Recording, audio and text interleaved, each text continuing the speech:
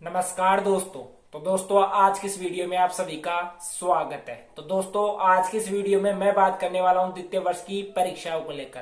तो दोस्तों जो भी आरआरबीएमयू यानी मत्स्य यूनिवर्सिटी के सभी स्टूडेंट है, द्वितीय वर्ष के जो सभी स्टूडेंट है वो एक तरह से विचलित हो रहे हैं अपनी परीक्षाओं को लेकर। अपनी द्वितीय वर्ष की परीक्षाओं को लेकर वो विचलित हो रहे हैं कि हमारी परीक्षाएं कब से करवाई जाएगी, हमारा टाइम टेबल कब घोषित किया जाएगा।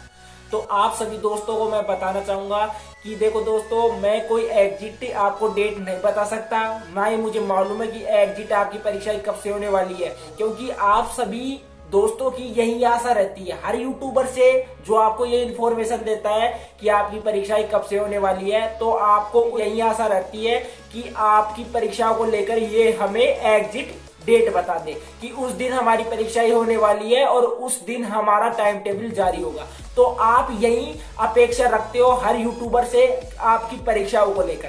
तो आप सभी दोस्तों को मैं बताना चाहूंगा, तो दोस्तों जो सभी स्टूडेंट हैं उनको एक तरह से असमंजस में डाला जा रहा है उनकी परीक्षाओं को लेकर। तो जैसे आप मान सकते हो, जैसे एसआई की परीक्षाओं को लेकर ट्विटर पर कैंपेन चलाया गया था #पोस्टपोन एसआई परीक्षा।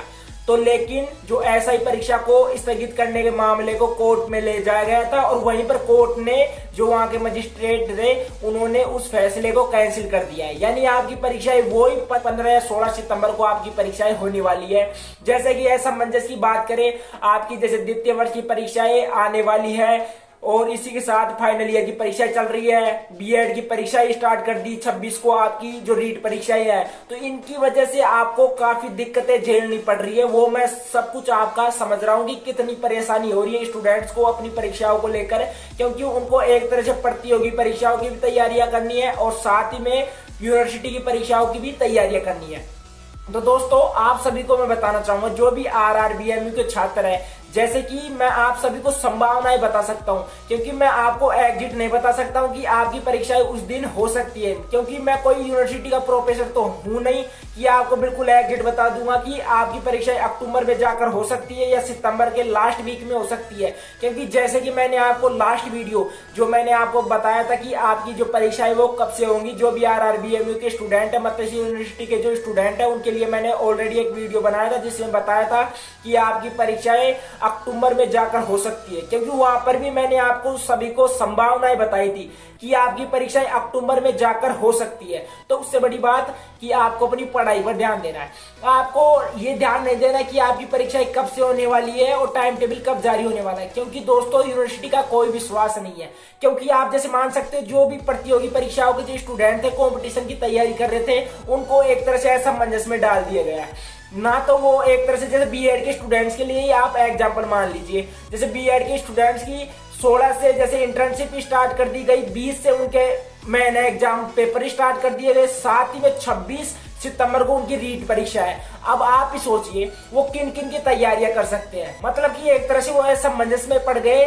और अगर वो कैंपेन भी चलाते हैं, ट्विटर कैंपेन भी चलाते हैं पोस्टपोन को लेकर, तो कोई भी सरकार सुनने को बिल्कुल राजी नहीं है कि आपकी परीक्षाएं स्थगित हो। सरकार चाहती है कि जल्द से जल्द किया जाए। और दूसरी बड़ी बात, एक बात और है दोस्तों जो आप सभी के साथ में साझा करना चाहूंगा।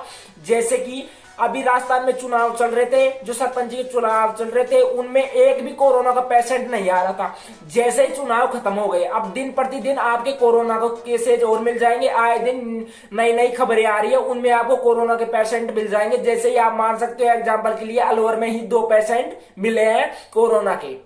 तो आप इस तरह से मान सकते हो कि आपको एक तरह से, मतलब कि सरकार हर चीज में अपना फायदा देखती है। उसको ये नहीं पता कि मतलब कि स्टूडेंट्स को कितनी परेशानियां झेलनी पड़ रही है अपनी परीक्षाओं को लेकर।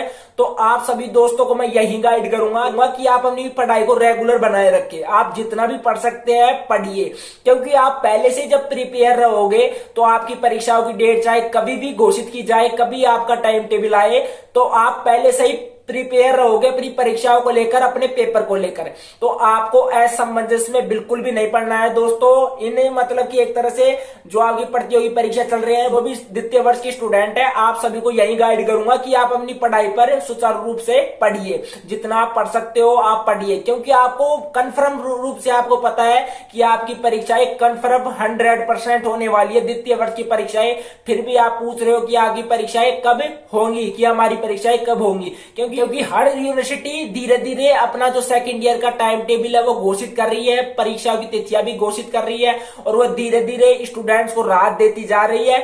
जो भी द्वितीय वर्ष की परीक्षाएं हैं वो कंप्लीट करवा रही है, साथ ही में जो फाइनल ईयर की परीक्षाएं हैं वो भी मतलब कि खत्म होने के कगार पर है। और एक बात और बताना चाहूंगा आप सभी दोस्तों को, क्योंकि जैसे एक यूनिवर्सिटी मान सकते हो दोस्तों, एक फिशरडी यूनिवर्सिटी जिसने की फाइनल ईयर का जो टाइम टेबल है दोस्तों, वो भी मतलब कि जो परीक्षाओं की तिथि है वो 24 या 25 सितंबर रखा है। अब आप सोचिए कि उन स्टूडेंट्स की, जो वो यूनिवर्सिटी का नाम बताना चाहूंगा, एमडीएस यूनिवर्सिटी यानी महर्षि दयानंद सरस्वती यूनिवर्सिटी, उसने 24-25 सितंबर रखा है फाइनल ईयर की परीक्षाओं की डेट। अब आप सोचिए कि उनकी परीक्षाओं में कितना तो टाइम लग जाएगा, कितना टाइम उनके परिणाम में आने में लग जाएगा, साथ ही में द्वितीय वर्ष की परीक्षाएं कहां जाकर होगी, आप खुद सोचिए।